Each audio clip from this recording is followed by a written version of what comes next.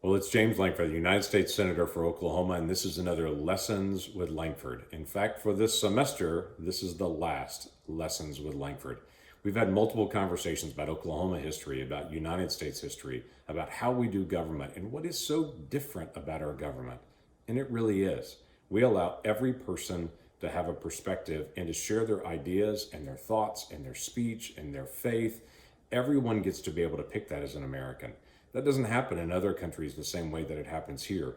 But we're grateful that it happens here in America and here in Oklahoma, and we want to be able to spread that all over the world to places that are struggling, like China and Hong Kong right now, where the Chinese government is trying to be able to limit the people of Hong Kong of what they can believe and what they can say and who they can be friends with and who they can even get together with. It seems really strange to us as Americans because we enjoy the freedom that we have. The freedom to connect to any friend that we want to connect with, to be able to speak about issues, even when we disagree with the government or with other people, and to be able to gather together, and to be able to have friends of any type, of any background that we choose. We don't have to just be friends with certain people. Some countries still have that today, that you can't connect with certain groups because they're of a different group, and they're banned and kept aside. Not so with us as Americans. We all unite together. Even in our diversity, even in our different skin colors and of our different backgrounds and different accents and different music preferences and different food preferences, we can all still live next door to each other. We can all be friends with each other. We can all go to church together with each other. We can all get a chance to be able to talk to each other even when we have differences. That's one of the things that makes us strong as Americans, is not just that we can have differences, is that we have this freedom to have differences, and it's okay. One of the things that I want to be able to bring up today in our quick history and conversation about government, what makes us so unique, is actually a really tough, dark story that happened in Oklahoma history 99 years ago from right now. And it's the reason that I want to bring this lesson up as our last lesson of the semester. In Oklahoma, there is a required topic that has to be taught to every student in Oklahoma schools. It's the topic of the Tulsa Race Massacre. Now, you may or may not have heard about it yet, but it is a required subject, so let's get a chance to be able to talk through it real quick, and I want to give you a little bit of history.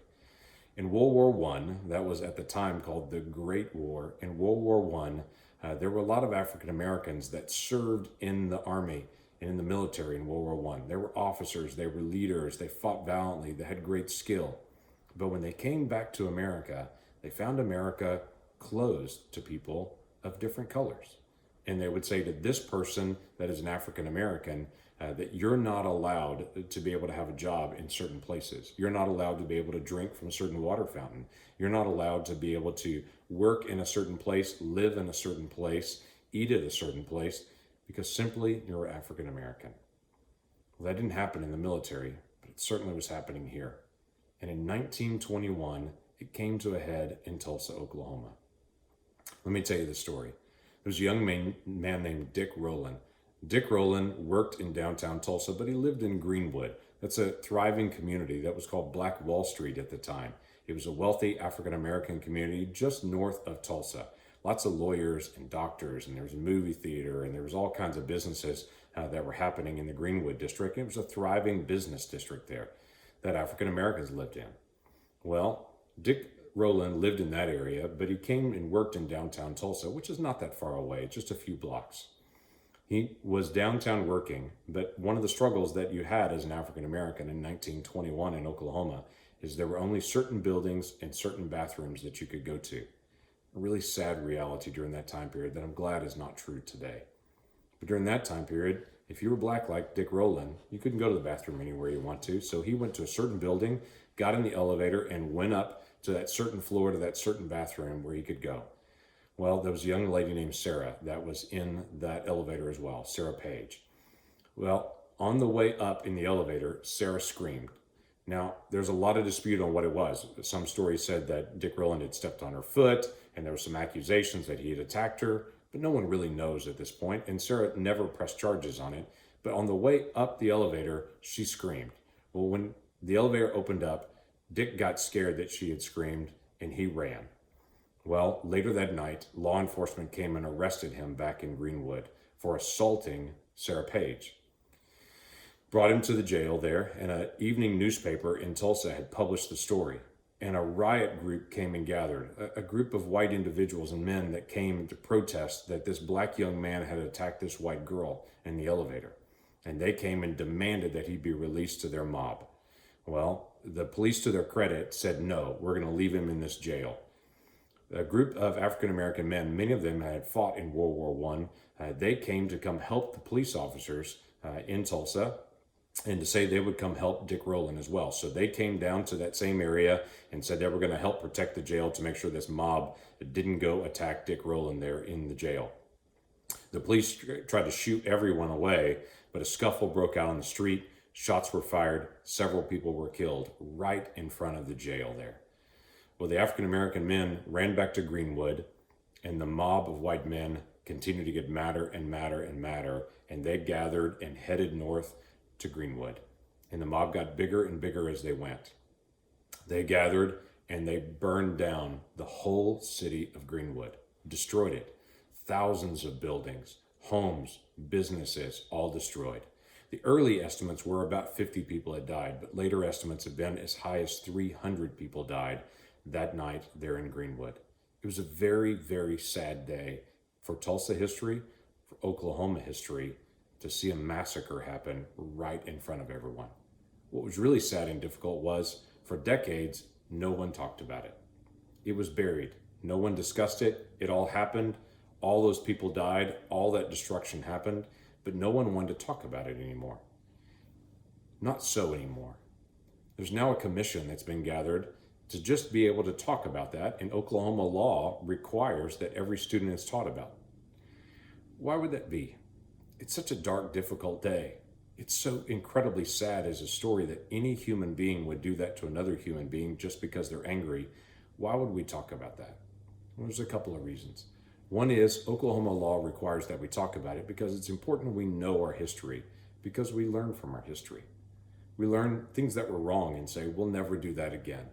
And so then we can approach different conversations. When people start talking about race, we know as Oklahomans now how dark that could really be 99 years ago.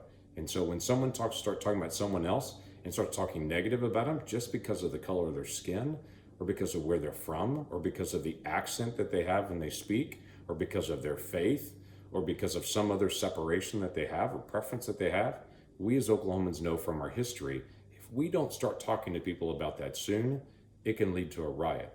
And it can make sure that, so to make sure that doesn't happen again, we've learned to start talking about our history and start talking to each other. Several years ago, I started challenging people to say, has your family ever had a family of another race in your home for a meal? And many families have. Some families never have. It's not that they're biased against other families of another race. It just has never happened. So I encourage your family. Has your family ever invited a family of another race, of another background, to your home for a meal? If not, why don't you do that? Develop friendships. Now, you may not like everything about what they like, or you may not like all the things, or you might have a lifelong friend. You don't know until you invite them over. And so I encourage people to get to know each other. It's one of the lessons that we've learned from the Tulsa Race Massacre years ago. We should get to know each other. At that time, the communities were very separate.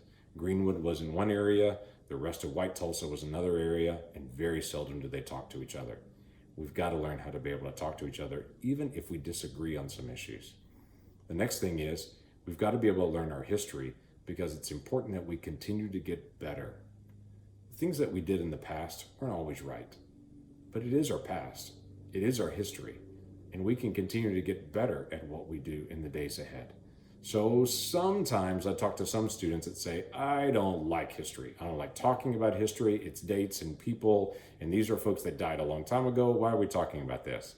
And I'll always smile at them and say, you'd be surprised what you could learn by reading a little bit of history about what's happened before, and to think, I don't want to do it like they did it. I want to do it better.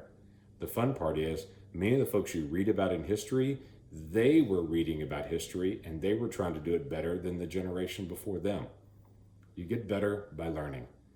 You learn more by studying and reading. And I would encourage you during this summer not to stop reading, because you don't have school and there's no more lessons with Lankford for the rest of the time period, but you can still keep reading. You can still download books. You can get to the library soon as they're all opening up, and you get a chance to read as much as you can. Learn a little history. Now, you may read for fun, all kinds of fun stories, but I encourage you to at least get a few biographies, a few pieces of nonfiction, and to learn a little bit of history about Oklahoma and about the United States.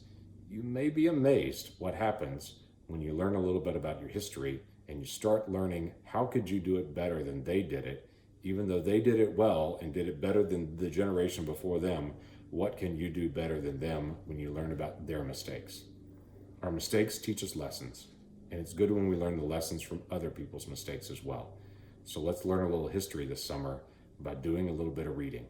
Pick up a book. It's a good thing to be able to do over the course of the summer. God bless you. Enjoy the summertime. Enjoy a little bit of time of conversation about the Tulsa Race Massacre. If you want to do more research on it, there's lots of areas on the internet where you and your family can see pictures, see information on Tulsa Race Massacre. Check it all out.